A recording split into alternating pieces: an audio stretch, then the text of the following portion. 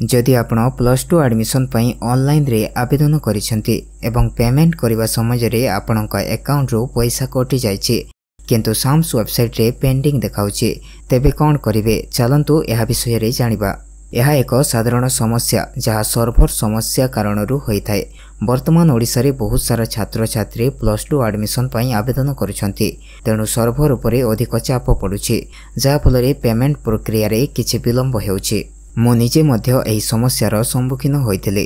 मु जनकर आवेदन करिथिली एवं पेमेंट करिवा परे पेंडिंग देखाउथला। मो अकाउंट रो पैसा कटि जाइथिला किंतु वेबसाइट रे अपडेट होई नथिला किंतु 2 दिन परे पेमेंट सक्सेस होइगला एवं सब किछि ठीक होइगला। जदि आपणकर एही प्रॉब्लम हेछि तेबे आपण कोन करि परिबे।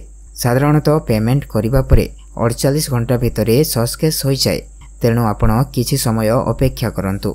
आपणक बैंक अकाउंट चेक करि देखंतु जे पैसा कटिछि कि नाही। जदि कटिछि तेबे निश्चित भाबरे पेमेंट शीघ्र अपडेट हे जिवो।